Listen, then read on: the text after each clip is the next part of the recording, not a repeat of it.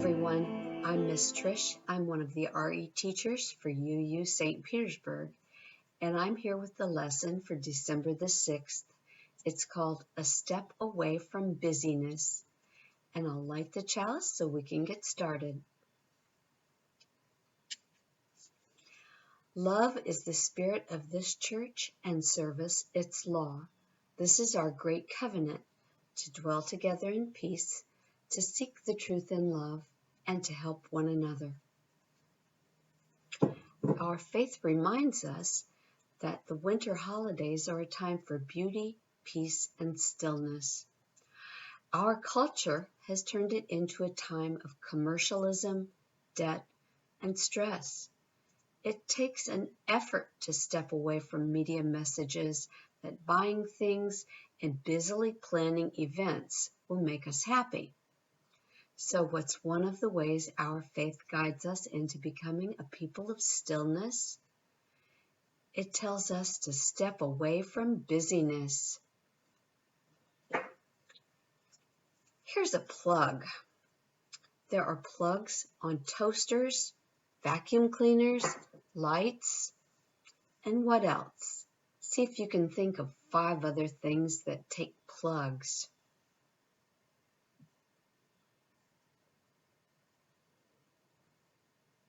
Okay, I got 5. This also takes a plug. This is my trusty Craftsman drill, and it's helped me very quickly make and repair lots of things around my house.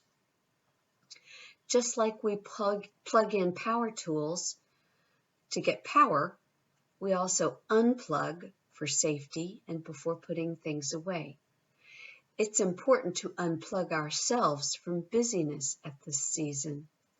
Here's what our culture says about buying things and holiday busyness. It sounds like this. Wow. And here's what it sounds and feels like to practice stillness.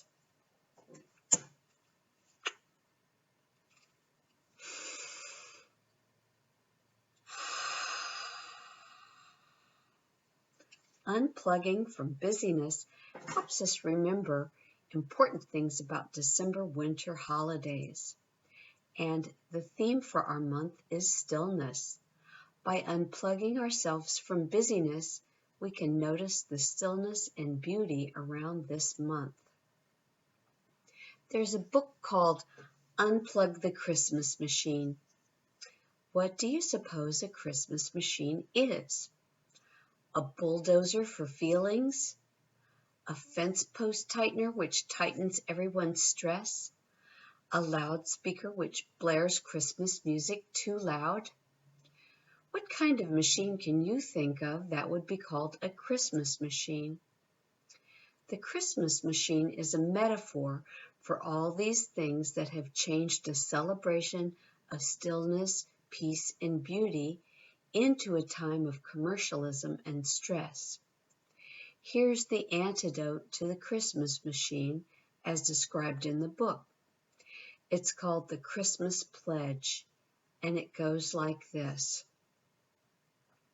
Believing in the true spirit of Christmas, I commit myself to remember those people who truly need my gifts, to express my love in a more direct way than gift giving, to examine my holiday activities in the light of my deepest values, to be a peacemaker within my circle of family and friends, and to rededicate myself to my spiritual growth.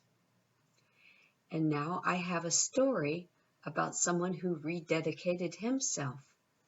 It's called Snowflake Bentley, and it's by Jacqueline Briggs Martin and illustrated by Mary Azeron. In the days when farmers worked with ox and sled and cut the dark with lantern light, there lived a boy who loved snow more than anything else in the world. Willie Bentley's happiest days were snowstorm days. He watched snowflakes fall on his mittens, on the dried grass of Vermont farm fields, and on the dark metal handles of the barn door. He said that snow is as beautiful as butterflies or apple blossoms. He could net butterflies and show them to his older brother Charlie.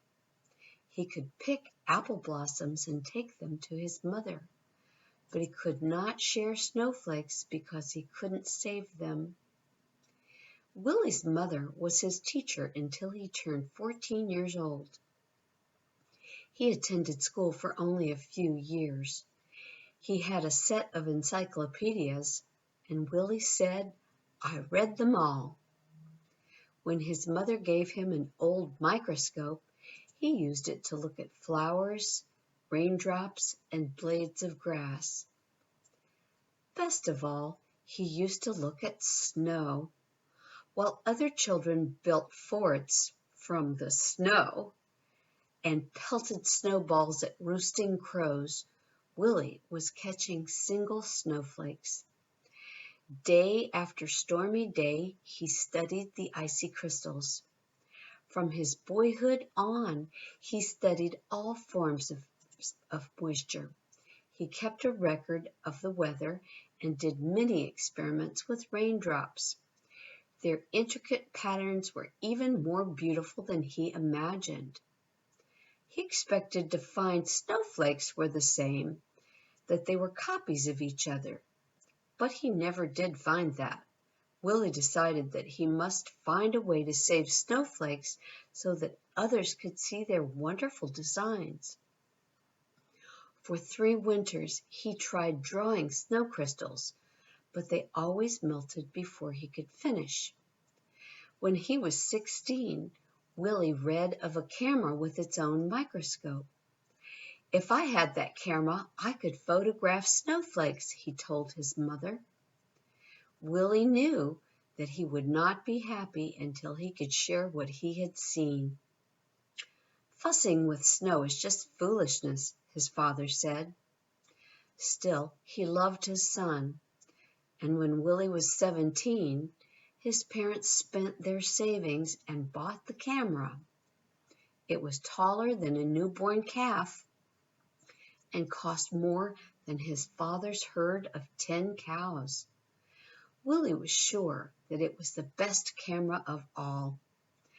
The camera made images on large glass negatives. The microscope could magnify tiny crystals from 64 to 3,600 times larger than its actual size. Even so, his first pictures were failures, no better than shadows. Yet he would not quit. Mistake by mistake, snowflake by snowflake, Willie worked through every storm. When winter ended and the snow melted, he had no good pictures. He waited for another season of snow. One day during the second winter, he tried a new experiment, and it worked. Willie had figured out how to photograph snowflakes. "Now everyone can see the great beauty in a tiny crystal," he said. But in those days, no one cared. Neighbors laughed at the idea of photographing snow. "Snow in Vermont is as common as dirt," they said. "We don't need pictures." Willie said the photographs would be his gift to the world. While other farmers sat by the fire or rode to town with horses and sleighs, Willie studied snowstorms. He stood at the shed door and held out a black tray to catch the snowflakes. When he found only jumbled, broken crystals, he brushed the tray clean with the turkey feather and held it out again. He waited for hours for just the right crystal and didn't notice the cold. If the shed were warm, the snow would melt. If he twitched a muscle as he held the snow crystals on the long wooden stick, the snowflake would break. He had to work fast, or the snowflake would evaporate before he could slide it into place and take its picture.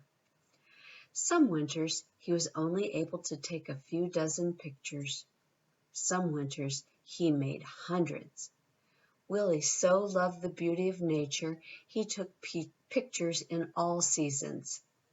In summer, his nieces and nephews rubbed coat hangers with sticky pitch from spruce trees. Then Willie could use it to pick up spider webs bejeweled with water droplets and take their pictures. On fall nights, he would gently tie a grasshopper to a flower so he could find it in the morning. Then he would photograph the dew-covered insect. But his snow crystal pictures were always his favorites.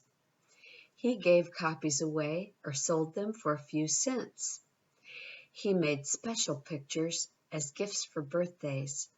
He held evening slideshows on the lawns of his friends. Children and adults sat on the grass and watched while Willie projected his slides onto sheets hung over the clothesline. Many colleges and universities bought slide copies of his photographs and added them to their collections.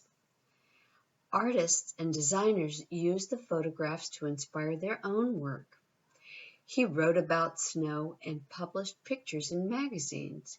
He gave speeches about snow to faraway scholars and neighborhood sky watchers. "You're doing a great work," said a professor from Wisconsin. The little farmer came to be known as the world's expert on snow, the snowflake man. But he never grew rich. He spent every penny on his pictures. Willie said that there was a treasure in snow. "I can't afford to miss a single snowstorm," he told a friend. "I never know when I'll find some wonderful prize." Other scientists raised money so that Willie could gather his pictures together in a book. When he was 66 years old, Willie's book, His Gift to the World, was published. Still, he was not ready to quit. Less than a month after turning the first page on his book, Willie walked 6 miles home in a blizzard to take more pictures. He became ill with pneumonia after that walk, and he died 2 weeks later. A monument was built for Willie in the center of town. The boys and girls who had been his neighbors grew up and told stories of the man who loved snow. 40 years after Wilson Bentley's death, that's Willie's real name, children in this village worked to set up a museum in honor of the farmer scientist. And his book has taken the delicate snow crystals that once blew across Vermont, past mountains, over the whole world. Neighbors and strangers have come to know the icy wonders that land on their mittens, thanks to Snowflake Bentley. The end. Observing snow is one lens for stepping away from busyness to experience the stillness for those in climates that have that experience in the winter. We don't have snow here. Not usually, anyway. We'll include a link to that read aloud on YouTube of Snowflake Bentley. And we'll include another link for the science of snowflakes. So that's my part of this lesson. And I will sign off for now and say namaste, stay well, stay safe, and I'll turn it over to Miss Jeanay. Love you all. See you later.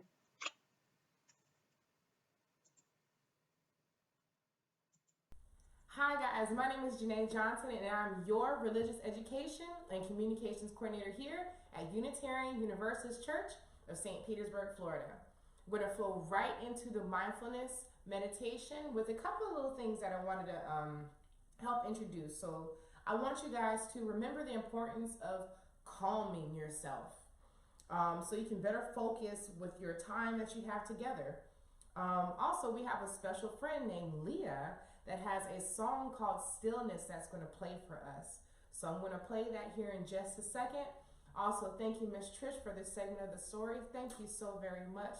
Parents, also, be sure to check out the RE Weekly newsletter. The RE Weekly newsletter is paired with this video so that you guys can click on other links that are affiliated for the lesson for each week. So be sure to check that out, okay?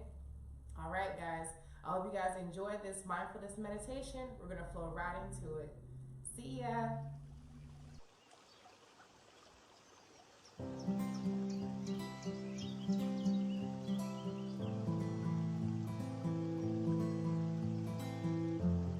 I invite you to move into our meditation position.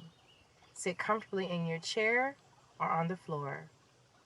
Put your hands on your lap or on your knees. Sit up nice and tall and focus your eyes in front of you. Find your breath breathing in your body by taking one breath in through your nose and slowly breathing it out of your mouth.